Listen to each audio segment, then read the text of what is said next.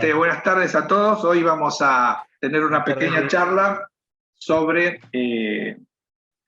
un espacio litúrgico que tiene un objeto.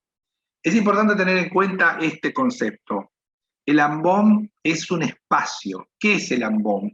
El ambón es ese, a veces simplemente es un atril, es el lugar donde el diácono, los ayudantes y después el sacerdote leen distintas lecturas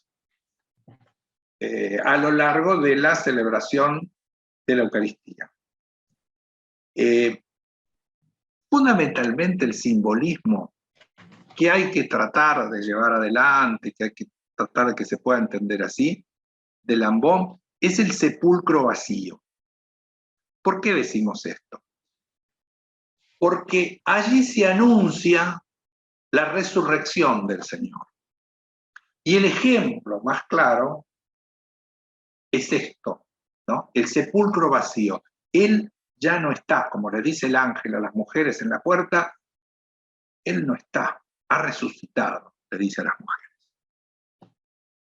Entonces, este tema del espacio vacío es muy difícil representarlo. A veces en iglesias tradicionales uno ve un dibujo, un relieve donde aparece la tumba vacía, la cueva vacía. En general es muy difícil representarlo, pero la idea general es que esto es el ícono de la resurrección de Cristo y que es un espacio.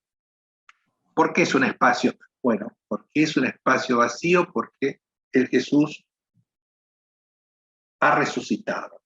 Y ese tema me parece que es un tema fundamental para recordarlo y para tener en cuenta los símbolos que aparecen ahí. Generalmente aparecen los cuatro evangelistas, el tetramorfos, digamos el león, el águila, el ángel y el toro, aparecen ahí representados. Yo digo que mínimamente el ambón tiene que tener un alfa y una omega. El principio y el fin de la palabra. En ese abecedario griego, la divinidad crea el mundo nombrándolas. Agua, sol, tierra, cielo, va nombrando y va creando. Por eso es tan importante esto del nombre, cuando uno le pone nombres a los hijos, de alguna manera va creando algo especial en esa persona con ese nombre, con esas letras que nos da Dios para crear todo el universo. Entonces, como estamos hablando de la palabra, estamos hablando de la lectura de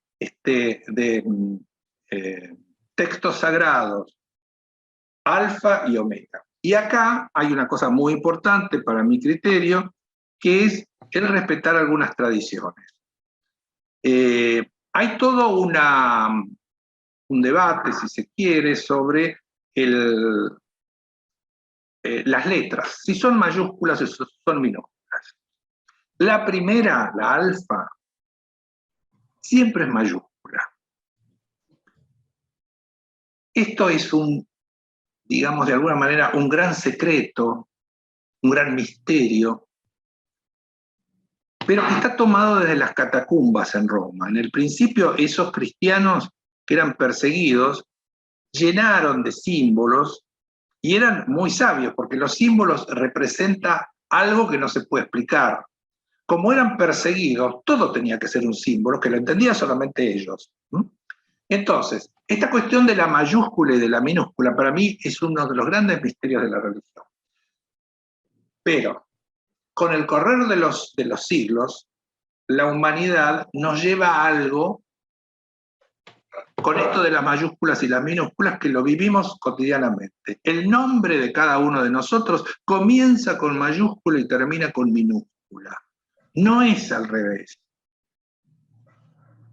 Uno puede escribirlo en minúscula, sí, pero no está bien. Uno puede escribir todo en mayúscula, también, pero no está bien. La primera letra donde comienza en el inicio, así como los viejos libros la dibujaban, ¿se acuerdan? Esa primera letra la dibujaban, la pintaban, estaban los monjes, el nombre de la rosa, esa famosa película donde los escribas estaban y dibujaban. La primera letra, ese inicio es el más importante de todos. Y la última era minúscula. Y era minúscula porque hay una relación de misterio, como el nombre nuestro. Yo me llamo, todos nos llamamos Luis. La L es mayúscula, la S no es mayúscula. La S siempre es minúscula. Y si la escribiste está mal. Bueno, el alfa y la omega, principio y fin, debe ser igual. Uno dice, bueno, pero no sabían, eran ignorantes. Era gente muy sabia. Con el correr de los siglos hemos perdido mucha de la sabiduría que tenía esa gente en los primeros tiempos. Entonces yo digo, respetemos esa cuestión. El inicio es sagrado. Y lo demás, de alguna manera, al ser minúscula, la última letra, a mí me da la sensación de que uno está en este mundo, en esta tierra y en esta vida para continuar esa obra. Digamos que esa obra no ha terminado, no ha concluido. Digamos, uno viene a trabajar con todas esas letras y seguir escribiendo palabras y creando cosas y haciendo cosas. Y bueno, y teniendo hijos también, que de alguna manera tiene que ver con esto del nombre que decía. Por eso en el ambón es fundamental el alfa y la omega, y el alfa mayúscula y la omega minúscula. La omega minúscula es la W, una especie de W. Y la omega mayúscula es una letra que es así. Tiene una formita al revés, como si fuese una B dada vuelta. La que corresponde es la W. La alfa es la A. Esto es inamovible. Vamos a la palabra. Ambón significa elevado. Esa es una condición sine qua non del ambón y de su simbolismo. Tiene que estar elevado, tiene que estar visible, pero además tiene que tener un escalón. Y uno, cuando está en la ceremonia, tiene que verlo al sacerdote que sube, porque lo que va a leer, que es un texto sagrado, viene de arriba. Entonces el sacerdote tiene que hablar más arriba que nosotros, que estamos abajo. Por eso antes existía esto del púlpito, que hoy no se usa más, pero las viejas, vamos a la Catedral de Buenos Aires, vemos el púlpito que ya no se usa, es un recuerdo histórico muy lindo, pero de ahí hablaba, no solamente para que lo escuchen todos, sino porque esa palabra, él está hablando cosas sagradas, cosas de Dios. Leemos la epístola, leemos los salmos, leemos el Evangelio. Todo eso desde arriba. Ambón es lugar elevado, un lugar desde donde se predica esta palabra. Otra particularidad que tiene el ambón es que sube siempre una persona a la vez. Hay que tener cuidado con eso, porque a veces me ha pasado a mí también, que por ahí me invitan a leer y voy a leer y tengo que buscar y leer dónde.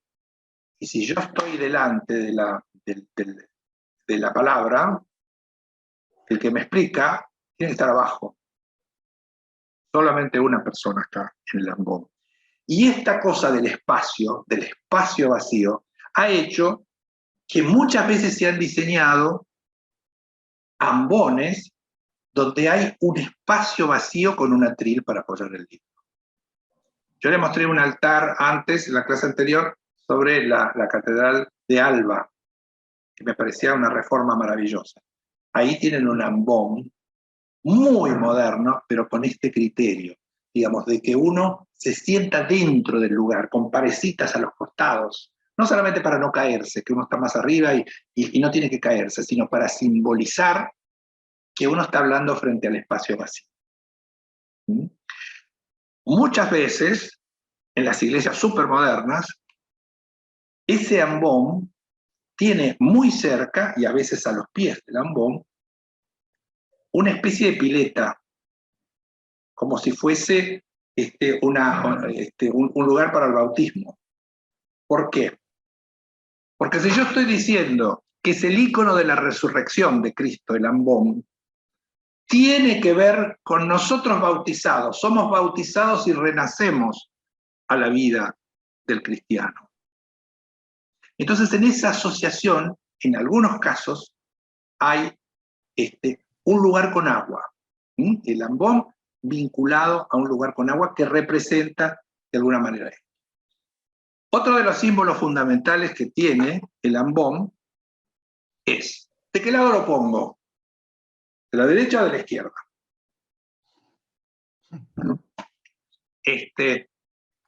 Yo me acuerdo, siempre le contaba a José Luis, en la iglesia de Tapiales, Nuestra Señora de Luján de Tapiales, hicieron la iglesia, no la hice yo, la hicieron la iglesia, hicieron el altar, hicieron el ambón. Y el ambón lo pusieron a la izquierda del celebrante, no a la derecha, sino a la izquierda. Me acuerdo que era obispo de San Justo, don Monseñor Baldomero Carlos Martini, muy estricto. Y bueno, vino un día a la iglesia y le dice al párroco, mira, si no cambias de lugar el ambón, no vengo más. Yo no vengo más. Y entonces el cura me llama y me dice, ¿cómo hago, Luis? Es todo de mármol, está hecho, le habíamos hecho una funda y qué sé yo, y le había gastado plata en la comunidad. ¿Cómo le digo a la comunidad ahora?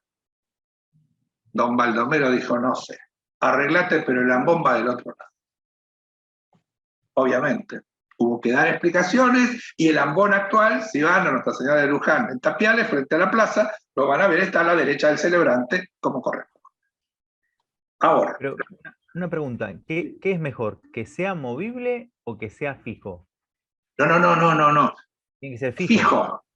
Fijo. No se puede. Uno, si no hay, es una iglesia muy pobre, muy que está recién comenzando, va a haber una trila. Pero es el lugar de la liturgia de la palabra. Y a veces en esto de la liturgia de la palabra nos perdemos. Le damos más importancia a la Eucaristía como tal y nos olvidamos de la palabra. Entonces, es un lugar fundamental y que esté fijo, que esté agarrado a la tierra. No es que lo podamos mover. Y que uno pueda subir, subirá un escalón, subirán dos, subirán tres. Pero esto es importantísimo. Que uno tiene que verlo al sacerdote que baja del plano del altar, ese plano celebrativo del altar, baja, da un paso y vuelve a subir, porque va a ser una cosa maravillosa. Va a leer la palabra divina. Y uno lo va a escuchar y desde arriba habla. Claro. Y para terminar las explicaciones y ver las fotos, el tema de la orientación, ustedes saben que en el inicio las iglesias se construían con un criterio orientativo que es muy simbólico y maravilloso. Vos entrás en la iglesia y caminás hacia el altar, lo vimos en la charla anterior. Hacia el altar es ir hacia el este, hacia el lugar que sale el sol. ¿Por qué? Porque ese sol que representa la divinidad, representa a Jesús, es el que te trae la luz. Vos vas a buscar la luz. Entrás a la iglesia a hacer ese camino hacia el altar a buscar la luz. ¿Sí? Entonces, si el sol sale por el este, vos estás caminando desde el oeste. ¿Sí? Si yo digo que el ambón es el lugar donde uno proclama la buena nueva, proclama el evangelio, que es un elemento de luz, yo no puedo ubicar ese lugar al sur, acá, en el hemisferio sur.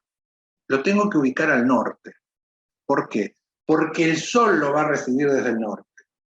¿Se entiende? Si yo lo pongo al sur, como es en Europa el ambón está del lado sur. ¿Por qué? Porque el sol ilumina desde el sur, nace en el este como para nosotros, se pone en el oeste como para nosotros, pero ilumina, da ese calor, trae la buena nueva, evangeliza en el hemisferio norte desde el sur, pero en nosotros es desde el norte. Entonces, don Baldomero Carlos Martínez, cuando le dice, no, yo no vengo más, es porque es un contrasentido. Vos no podés anunciar la nueva buena desde la oscuridad. Tenés que hacerlo desde el lugar de más luz, que en este caso es el norte de la iglesia. Algunos pueden decir, bueno, mira, la iglesia no está orientada, vamos a tomar una orientación simbólica. Perfecto, tomá el altar como el este, la puerta como el oeste, y ubicá el ambón al norte, nunca al sur. Uno puede tener al sur un atril para el guía, lo puede tener. Pero es indispensable que esa luz que viene del norte le dé al que está en el ambón leyendo. Y hoy se han perdido muchas cosas, pero en la antigüedad el ambón era una especie de triángulo con escaleras, donde venía el sacerdote con el libro en alto, así subía, leía y bajaba del otro lado, no bajaba por el mismo camino. Era maravilloso ese juego espacial, esa danza de la liturgia. Hoy no sucede así, pero si alguien es un exquisito de la liturgia, podría sucederse eso. Y vamos a ver otros ejemplos donde hay, así como yo le digo que tenemos epístola, salmo y el evangelio, uno puede ir graduando la jerarquía de esas lecturas hasta llegar al evangelio, y entonces el ambón, en iglesias muy ricas, puede tener dos lugares. En un lugar donde se lee algo de menos importancia, y en el otro el lugar donde solamente lee el sacerdote, que es el lugar de máxima importancia. Vamos a ver fotos para que no se nos haga tan largo.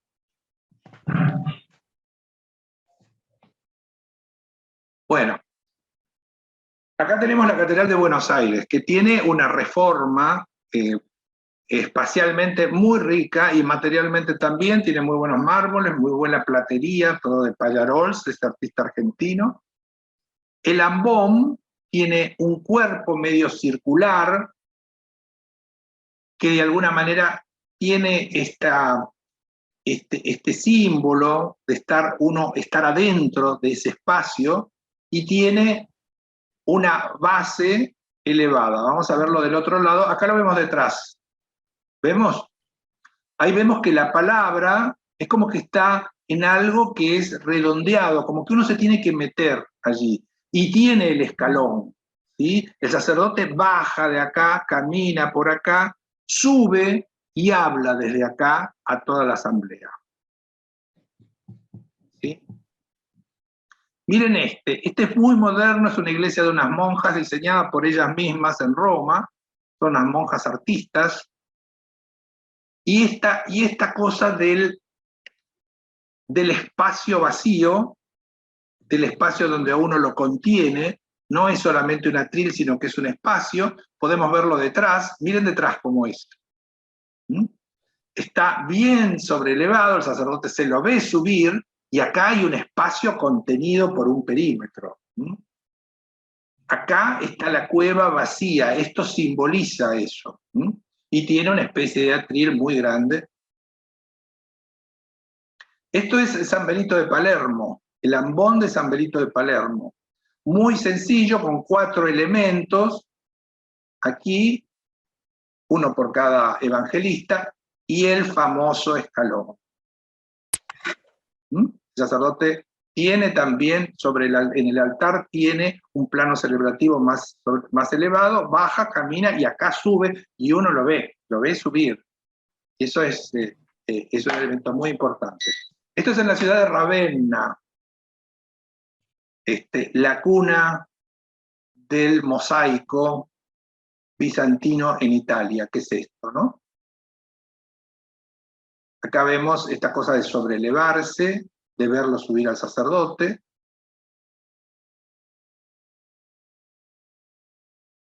Miren esto. Este es el ambón de Notre Dame de París, la del incendio. ¿Se acuerdan del altar? En la clase del altar que vimos, que era tan interesante. Bueno, esto es muy sencillo en una catedral gótica de 850 años.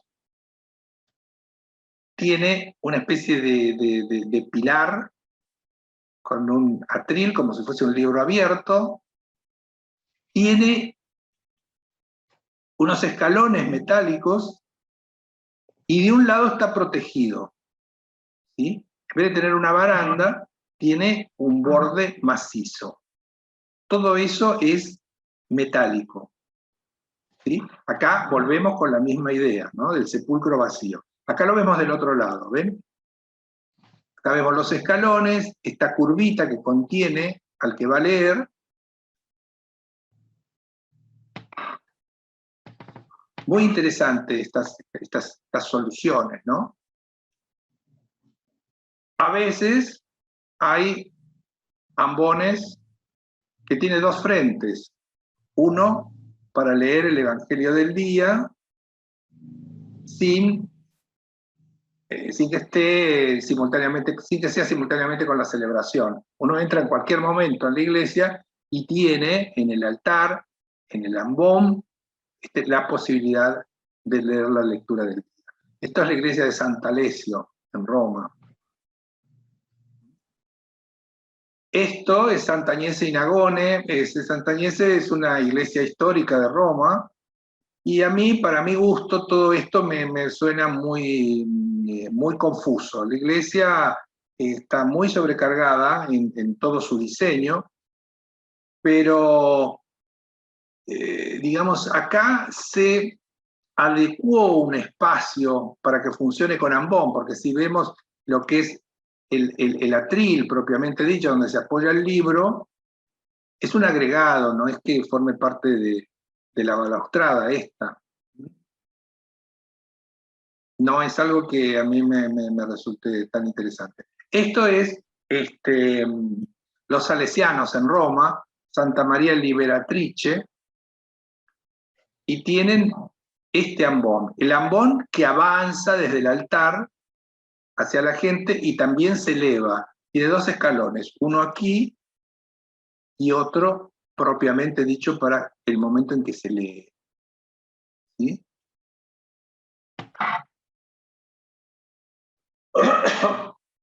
Esto es en Lourdes, la iglesia de Santa Bernardita de Lourdes, que tiene una construcción muy extraña, pero bueno, a pesar de todo lo extraña que es la construcción, el ambón está bien resuelto desde lo simbólico, ¿no? Porque tiene los evangelistas, tiene el atril propiamente dicho donde se apoya el libro, y tiene el escalón. Terrible es el cable negro, pero bueno, a lo mejor en algún momento se lo sacan. Bueno, esta es la iglesia, la basílica del santuario de Padre Pío, en San Giovanni Rotondo, en la Puglia, en Italia. Esta iglesia tan cuestionada, tan costosa, pero que tiene un ambón. El ambón es todo esto. Todo esto que es una especie de escultura en mármol, con las mujeres. ¿Qué mujeres son? Las mujeres que van a buscarlo a Jesús y Él ha resucitado. También está el ángel, ¿no es cierto? El ángel que les dice que no lo busquen porque no está, ha resucitado. Pero lo más interesante de esto es esta cuestión que yo les decía de los distintos pasos. Miren, en esta iglesia de última generación, llamémosle así, tiene un primer atril para las primeras lecturas. Y cuando hay que leer el Evangelio, se utiliza la parte más alta del atril, del ambón, perdón. Cosa que me parece muy interesante esto. Obviamente que es un edificio que posibilita este juego espacial. Pero acá, más que nunca, esta cosa de que el ambón es un espacio vacío. Muy interesante. Estos son benedictinos también. Esto es el santuario de Nuestra Señora de Montserrat, en Cataluña, cerca de Barcelona, un lugar mágico, si los hay, por excelencia, ¿no? Una iglesia increíblemente hermosa y un ambón muy particular, con este mismo criterio que les contaba antes. Un primer ambón, primer atril para las primeras lecturas. Y un atril más importante con esta cuestión de que el lector se mete dentro de un espacio, como si fuese con dos paredes, tiene una de acá y otra del otro lado. Acá está el atril, acá está el águila de San Juan, acá está el candelabro para poner el cirio pascual, y un espacio que funciona de una manera que no es común para nosotros ver, pero que es buena idea desde la liturgia, marcar esta jerarquía de acuerdo a lo que uno va leyendo. ¿Mm?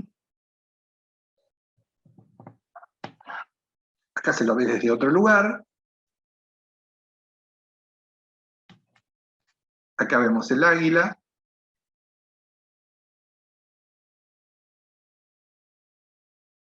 Bueno, esto es la Catedral de Alba, en el Piemonte.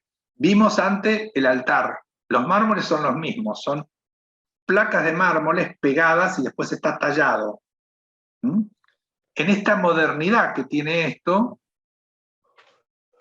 tenemos el lugar del atril para el libro. Acá la persona que va a leer se mete adentro con un diseño súper moderno. ¿Ven? El sacerdote sube 3 escalones y acá todavía uno más. Y entra como en un espacio contenido por paredes de acá y acá también. De un lado pared, y este es la base para poner el cirio pascual en la época que corresponde. Muy lindo, muy buena idea, muy bueno el artista que hace este tipo de cosas y nos hace reflexionar sobre esto, ¿no? Sobre leer estas palabras sagradas desde el sepulcro vacío, que es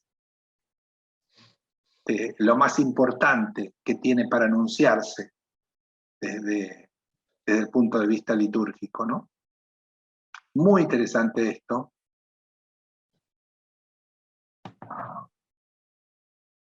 Y acá estamos. Muy bien, muy bien. Esta idea de anunciar a Cristo resucitado es la primera vez que la escucho. La verdad, me gustó mucho. Muchas gracias. No, no, no hay por qué. Para mí es un placer hablar de estas cosas y que sirvan de reflexión. Yo creo que cuanto la gente más sabe de esto, todos nos vamos a enriquecer. Y también desde el más sencillo, el que limpia el altar, tiene que conocer estas cosas. Yo me acuerdo cuando hacía la capilla de cura Brochero, los diálogos que tenía con los albañiles, ¿no? En el sentido de la importancia que tenía de hacer para cualquier ser humano construir una capilla. Yo les explicaba los símbolos, ¿no? Así como lo explico acá, ahí le contaba, bueno, esto lo dividimos en parte porque esto significa los apóstoles, y acá lo tenemos a Jesús, y tiene una luz porque es Jesús que ilumina, y entonces, bueno, ellos estaban felices de la vida. Y era una mano de obra muy sencilla, porque no se contaba con mucho, era muy sencillo, pero en la manera en que ellos van entendiendo, todo se hace más rico, todos colaboran de otra manera, y no sé. Y a mí me parece que la iglesia tiene mucha gente que trabaja, no solamente el sacerdote, sino toda la demás gente, también el florista, el que prepara las flores, si pueden llegar ciertos símbolos, ciertas cosas, es todo mejor. La simbología es como que tiene una profundidad que nunca se acaba, como que tiene diversas capas y uno puede ir adentrándose cada vez más y descubriendo cosas maravillosas, ¿no es cierto? Así que... Claro. Es así. Me decía mi maestro, Crispino Valenciano, este obispo italiano que me enseñó tanto, me decía, ¿por qué? Cuando vos vas al Santo Sepulcro, no hay un ambón. ¿Cómo que no hay un ambón? Cuando fui al Santo Sepulcro, digo, ¿dónde está el ambón? Y no hay, y no había. ¿Por qué? Y porque ese es el lugar de la realidad. Ahí ya no está, ya resucitó, ahí. No me lo tiene que contar nadie, no me lo tiene que leer nadie. Ahí es donde ha sucedido eso. Decir, bueno, acá no hay, no tenemos eso. acá. Bueno, queridos amigos, será hasta la próxima entonces. Bueno, muchas gracias. Gracias a Muchísimas ustedes. gracias.